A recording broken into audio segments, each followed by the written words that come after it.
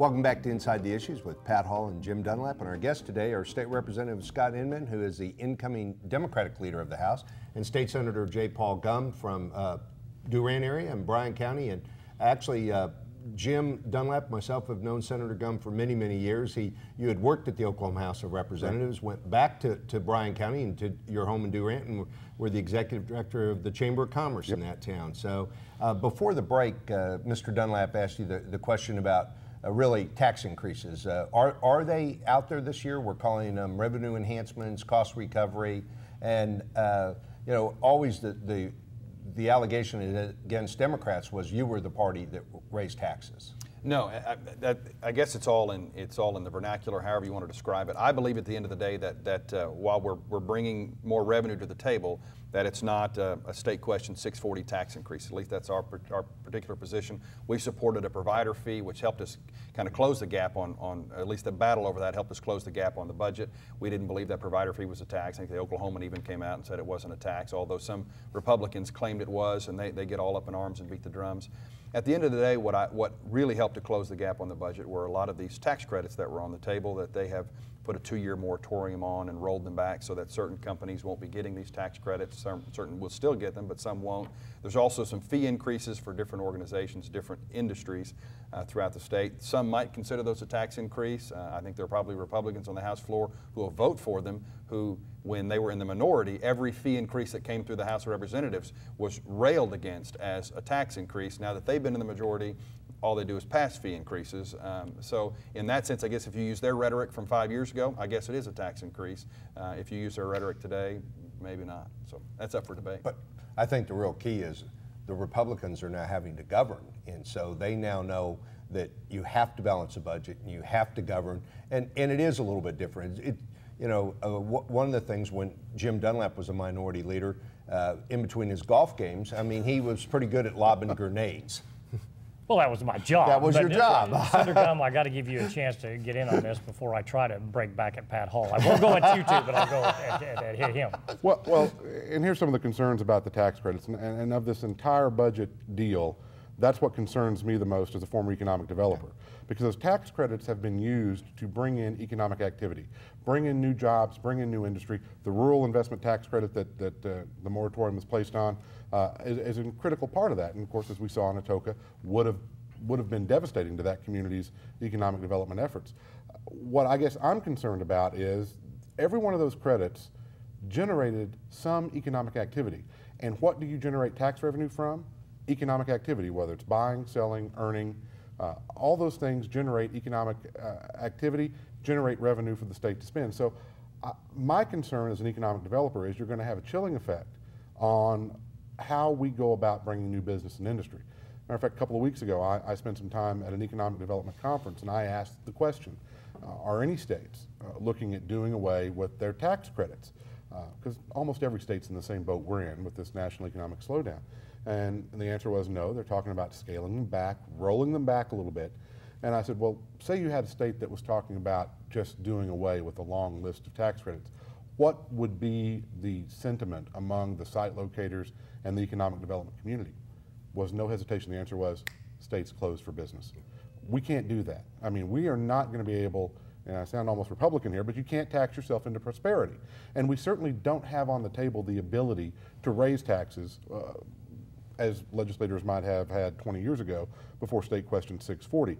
So the only way we're going to grow the economy and the only way we're going to grow state revenues is to grow economic activity in the state. That means new jobs, new businesses, new industries, more economic activity. And so I'm concerned as we go into this, and understanding it was a critical part of how we were able to close the budget gap, which was monstrous. Did we set ourselves up to not grow in the future? And I guess that's my big concern as we go into this, and something I think we need to watch carefully. Everybody always raised some of the bad deals that happened with tax credits as the reason we should go after those. But I think we need to be a bit more strategic, do the hard work of really investigating whether a tax credit is generating economic activity. If it is, keep it on the books.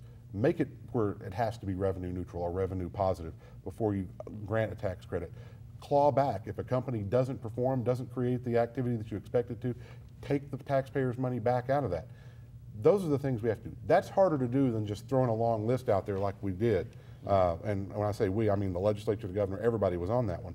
I have some concerns about how that's going to leave us in the future. And I think it's something we need to be very cautious as we look at revenue figures ahead and economic development activity and efforts ahead. How do we best position Oklahoma to grow when the economy does recover, and it will? Well, you and I had a conversation about some of those tax credits a few weeks back. Particularly was a historical tax credit that was used to redo the Skirvin Hotel in Oklahoma City, the Mayo Hotel in Tulsa.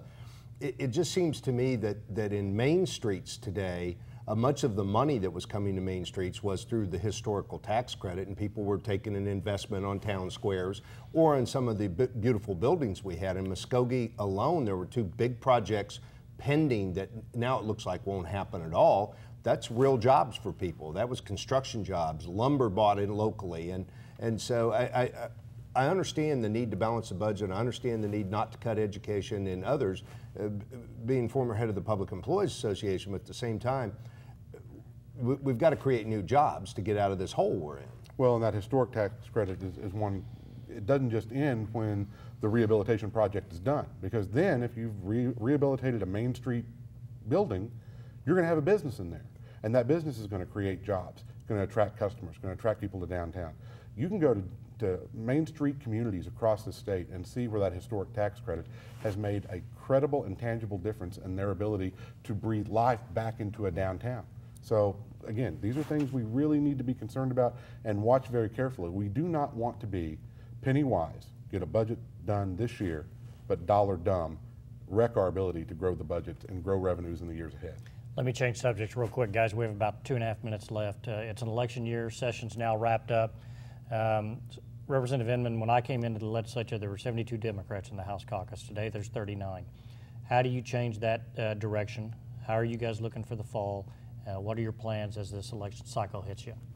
The way we change the current dynamic of the House of Representatives is really a district by district approach.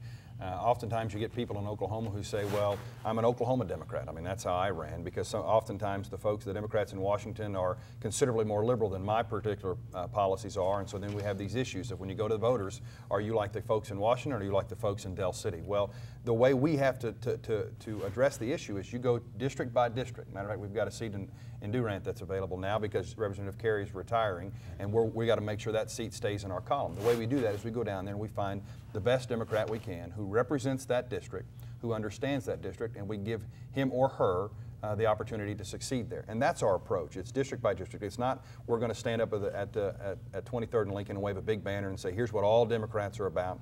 We've tried that in the past, and at times our message gets confused with that in Washington. My goal as Democratic leader in the House of Representatives is to go and you find the right districts and the right candidate, and there you can make a difference. There you can chip back. That's what the Republicans did. They went district by district, waited for an opening or a retirement, and picked it off and eventually built their majority. Yeah, Pat's taken so much of my time. I would have loved to have brought the federal Democrat National Party into this conversation. But thanks, Pat. Senator Gumm, I want to ask you the same thing. The Senate, same way. You know, it used to be at, 33 Democrats. Right. Now it's at 22. What are you all planning to do this fall? Well, I think it's very much the same strategy. We get hit particularly hard by term limits this time around. Those seats are obviously going to be in play, and both parties will be working very hard to try to win those seats. From my perspective, an electoral strategy, this is my last re-election that I'm up for, so my whole re-election strategy is focused on making sure that Senate District 6 remains in the J. Paul Gumm column. You know, and it kind of goes, and I think Representative Inman is right on the money. If you look at our caucus versus the other caucuses, the Republican caucuses, ours are far more diverse. Our caucuses look a whole lot more like all of Oklahoma rather than just one segment of Oklahoma. And that makes it kind of like herding cats and nailing jello to a wall, because you have in our caucus the spectrum from very conservative to very liberal, and everywhere in between. So it's hard to get a unified message, and it's been kind of fun watching as the two caucuses really coalesced toward the end of this session and stood for common values that I think most Oklahomans and most Democrats in the state stand for. As an example, my district is 75% registered Democrat. It is 25% or 23, 24% Republican and 1% independent, which has been growing to some degree. But of my district, 75% of my district counts itself as pro-life, which means 50% of my district, half of the registered voters in Senate District 6, are pro-life Democrats, Right. which is not like what you would see in Washington, D.C. Truly, the national political parties bear very little resemblance to the Democratic political party here in Oklahoma. Well, I've got to admit, as the former head of the Democratic Party, I agree with your strategies. The idea that you put someone in every seat and just doesn't work. We've enjoyed having you today. Thank you both very much for being here. We'll be right back after these messages on Inside the Issues.